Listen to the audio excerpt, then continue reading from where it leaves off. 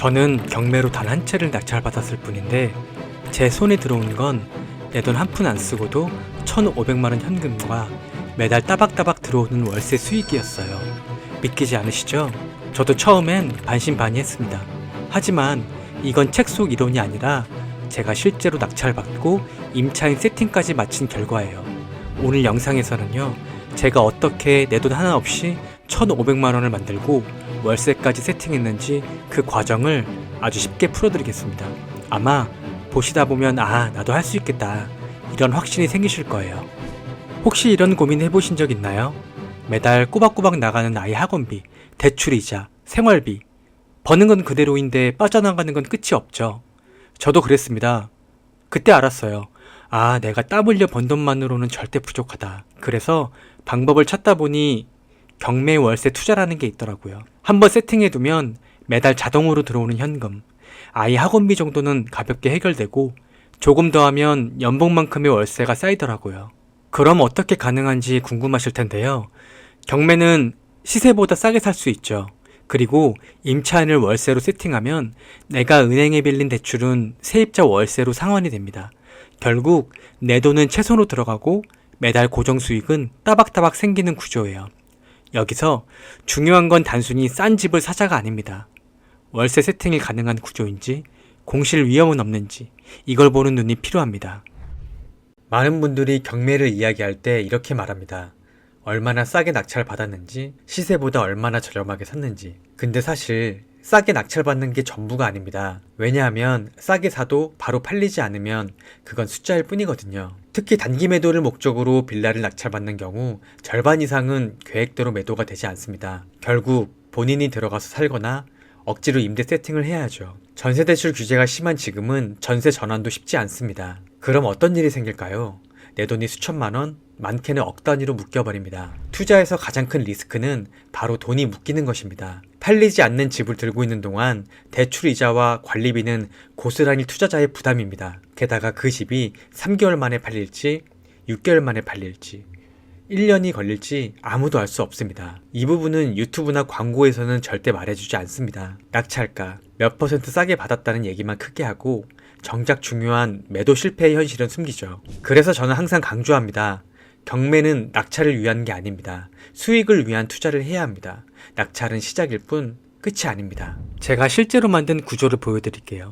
아파트랑 똑같이 생겼지만 용도는 오피스텔인 바로 아파트를 경매로 낙찰받은 사례입니다. 감정가는 3억 5천이었고요. 시세는 2억 5천 정도였는데 저는 이걸 1억 9천에 낙찰받았어요. 명도도 빠르게 끝났고 바로 도배랑 청소해서 상품화를 마쳤습니다. 그리고 시세에 맞춰 월세로 내놨죠.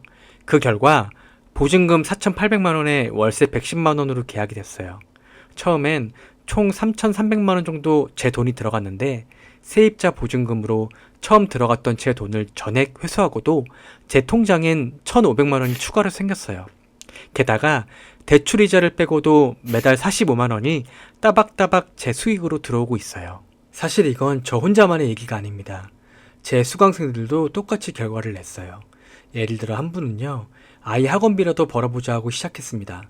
그런데 지금은 두 채, 세 채 쌓이다 보니 연봉만큼 월세가 들어오고 있어요. 이게 월세 투자의 무서운 힘이에요. 한 채, 두 채는 작아 보여도 꾸준히 쌓이면 인생을 바꾸는 힘이 됩니다. 그리고 그 핵심은 구조를 복제하는 겁니다.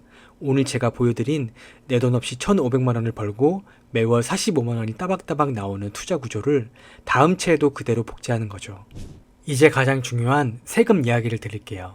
제가 빌라뿐 아니라 주거용 오피스텔도 투자하는 이유가 있는데요. 아파텔은 구조는 아파트와 같지만 용도상 오피스텔이에요.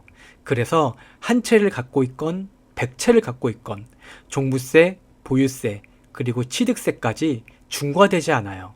그러니까 주택수에 포함되지 않으니까 합법적으로 세금을 줄일 수 있습니다. 게다가 주거용으로 2년만 임대하면 양도시 부가세도 안 붙습니다. 안 팔아도 매달 월세가 나오고 필요할 때 팔 수도 있으니까 불안해할 이유가 없죠. 지금 임대시장에서 가장 큰 변화는 바로 전세의 월세화입니다. 불과 몇 년 전만 해도 전세가 대부분이었지만 이제는 임대차 계약 3건 중 2건이 월세일 정도로 빠르게 바뀌고 있습니다. 전세 가격은 계속 오르고 대출 규제까지 겹치면서 세입자 입장에서는 감당하기가 점점 어려워졌습니다. 예전에는 목돈만 있으면 몇 년간 안정적으로 살 수 있었지만 지금은 매달 월세를 내야 하는 구조로 바뀌면서 가계 부담이 커진 거죠. 문제는 여기서 끝나지 않습니다.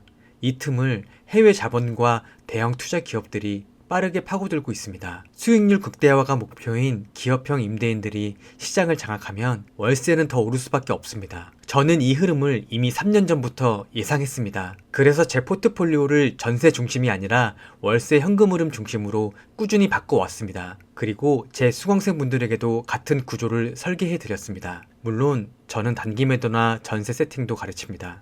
투자 목적이나 시장 상황에 따라 전략은 달라질 수 있으니까요. 하지만 지금 같은 시장에서는 전세보다 월세가 훨씬 안정적이고 무엇보다 실패 확률이 낮습니다. 그래서 저는 따박따박 들어오는 월세 구조야말로 앞으로 더 필요한 투자 방식이라고 확신합니다.